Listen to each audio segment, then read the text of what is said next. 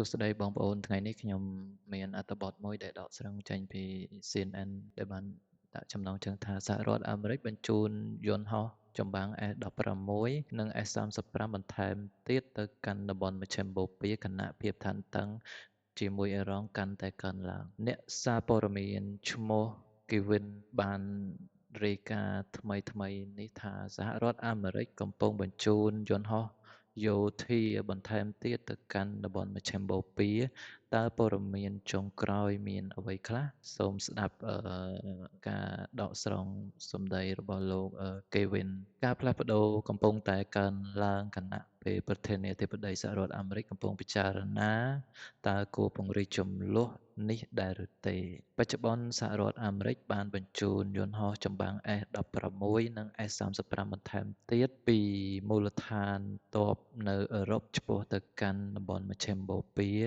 ជាមួយនឹងគ្នានេះដែរក៏បានបង្កើនចំនួនយន្តហោះផ្គត់ផ្គង់ប្រេងនៅលើអាកាសផងដែរខណៈភាពតានតឹងជាមួយនឹងអ៊ីរ៉ង់កំពុងតែកើនឡើងយ៉ាងក្តៅគគុកការដាក់ពង្រាយកម្លាំងថ្មីនេះកើតឡើងបន្ទាប់ពីមានសេចក្តីរាយការណ៍ថាសហរដ្ឋអាមេរិកបានបន្តការវាយប្រហារ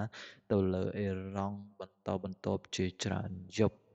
ភាគីទាំងសងខាងក៏បានកំណត់គោលដៅទៅលើហេដ្ឋារចនាសម្ព័ន្ធសំខាន់ៗរួមមានរោងចក្របំប្លែងទឹកសមុទ្រទៅជាទឹកសាបផ្លូវនិងស្ពានរដ្ឋមន្ត្រី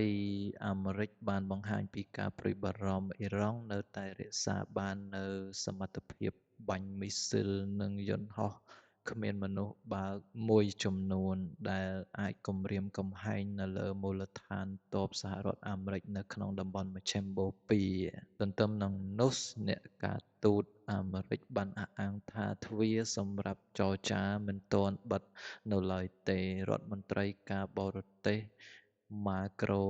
Rubio បាននិយាយថាសហរដ្ឋអាមេរិកនៅតែត្រៀមខ្លួនសម្រាប់ចរចាប្រសិនបើមានឱកាសហើយអ៊ីរ៉ង់ក៏បានបង្ហាញសញ្ញាថាមានបំណងត្រឡប់ទៅរកភាពចរចាវិញផងដែរជារួមសហរដ្ឋអាមេរិកគ្រោងបញ្ជូនយន្តហោះ F-16 និង F-35 បន្ថែមទៀតព្រមទាំងយន្តហោះផ្គត់ផ្គង់ប្រេងនៅលើអាកាសជាច្រើនគ្រឿងទៅទៀតទៅកាន់តំបន់មជ្ឈិមបូព៌ាខណៈភាពតានតឹងនៅក្នុងតំបន់កំពុងតែកើនឡើងយ៉ាងខ្លាំង